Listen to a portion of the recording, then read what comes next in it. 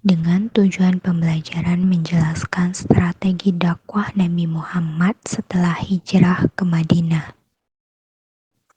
Strateginya yaitu meletakkan dasar-dasar kehidupan bermasyarakat. Yang pertama, membangun masjid. Yang pertama kali dibangun adalah Masjid Quba, merupakan tempat utama dalam melaksanakan kegiatan ibadah, keagamaan, dan juga sebagai pusat kegiatan pendidikan, musyawarah, serta pengadilan. Yang kedua, membangun ukhuwah Islamiyah. Dalam hal ini, Nabi Muhammad mempersaudarakan kaum Ansor dengan kaum Muhajirin. Yang ketiga, menjalin persahabatan dengan non-muslim untuk menjaga stabilitas di Madinah. Sebuah piagam atau perjanjian pun dibuat yang dikenal dengan Piagam Madinah atau Perjanjian Madinah. Isi dari Perjanjian Madinah atau Piagam Madinah yaitu: yang pertama, kaum Yahudi bersama kaum Muslim wajib turut serta dalam peperangan. Yang kedua, kaum Yahudi dari Bani Auf diperlakukan sama dengan kaum Muslim.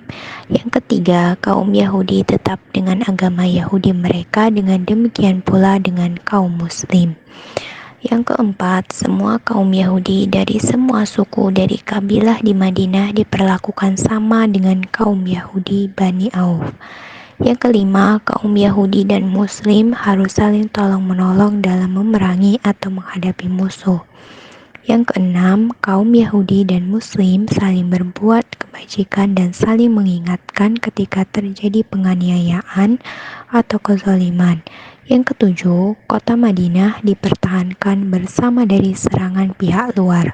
Yang kedelapan, semua penduduk Madinah dijamin keselamatannya kecuali bagi yang berbuat jahat. Terbentuknya negara Madinah membuat Islam makin kuat. Upaya kaum muslimin mempertahankan Madinah melahirkan banyak peperangan. Yang pertama yaitu Perang Badar. Perang Badar ini merupakan peperangan yang pertama kali terjadi dalam sejarah Islam. Perang ini berlangsung antara kaum muslimin dengan kaum Quraisy yang berlangsung 8 Ramadan tahun 2 Hijriah.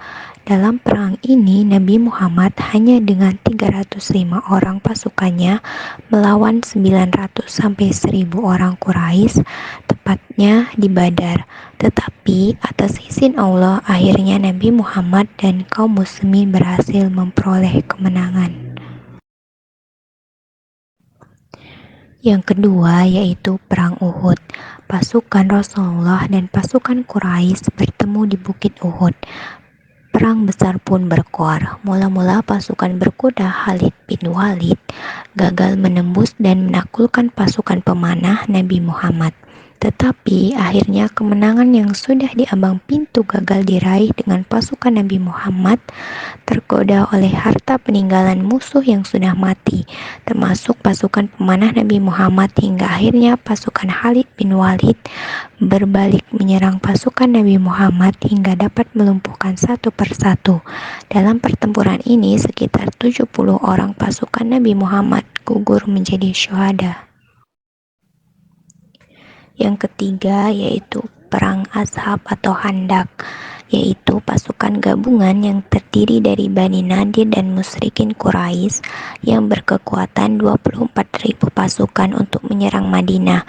Pada tahun kelima Hijriah atas usul Salman Al-Farisi, umat Islam menggali parit untuk pertahanan. Oleh karena itu, perang ini disebut Perang Khandaq atau parit. Selain itu, peperangan ini disebut dengan Perang Ahzab atau sekutu beberapa saku. Dalam pengepungan Madinah, musuh membangun kemah-kemah di luar parit dan pengepungan ini berlangsung hingga 1 bulan dan berakhir setelah badai kencang menerpa dan memporak-porandakan kemah-kemah mereka, hingga akhirnya mereka menghentikan pengepungan dan kembali ke negeri masing-masing tanpa mendapatkan apa-apa. Yang keempat yaitu Perang Hunain. Meskipun Mekah sudah ditaklukkan, tidak semua suku Arab tunduk kepada Nabi Muhammad. Ada dua suku yang masih melakukan perlawanan, yaitu Bani Sakif di Taif dan Bani Hawazin. Kedua suku ini berkomplot melawan Nabi Muhammad atas alasan berhala mereka yang ada di Ka'bah yang telah dihancurkan oleh pasukan muslimin ketika penaklukan Mekah. Dengan kekuatan 12.000 pasukan, muslimin di bawah pinjaman Nabi Muhammad berangkat menuju Hunain. Dengan waktu singkat, pasukan muslim mampu menaklukkan dua suku tersebut dan akhirnya seluruh jazirah Arab di bawah kekuasaan Nabi Muhammad. Yang kelima yaitu Perang Tambuk. Perang Tambuk ini merupakan perang terakhir yang diikuti oleh Nabi Muhammad. Perang ini terjadi karena kecemburuan dan kekhawatiran Heraklius atas keberhasilan Nabi Muhammad menguasai seluruh jazirah Arab.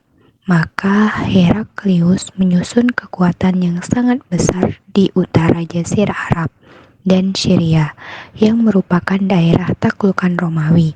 Dalam pasukan besar ini tergabung Bani Ghassan dan Bani Lakmides. Pada saat itu banyak sekali pasukan muslimin yang mendaftar hingga akhirnya terhimpur pasukan yang sangat besar, maka pasukan Romawi pun menjadi ketakutan dan akhirnya menarik diri. Tetapi Nabi Muhammad dan pasukan muslimin tidak mengajarnya, tetapi berkemah di Tabuk.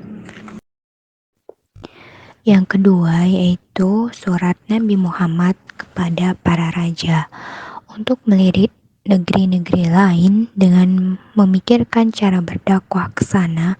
Nabi Muhammad mengirim surat kepada para raja-raja penguasa.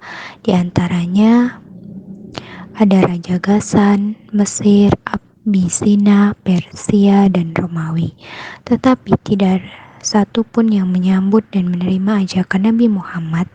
Bahkan ada yang menolak dengan kasar, yaitu Raja Ghassan. Tetapi tidak hanya menolak, dia pun membunuh dengan kejam utusan Nabi, hingga akhirnya untuk membalas perlakuan Raja Ghassan, Nabi Muhammad menyiapkan 300 pasukan untuk memeranginya, hingga bertemu di Mu'tah sebelah utara Jazirah Arab. Pasukan Islam pun kesulitan menghadapi perlawanan pasukan Raja Ghassan, hingga akhirnya komandan pasukan Khalid bin Walid menarik pasukannya dan kembali ke Madinah.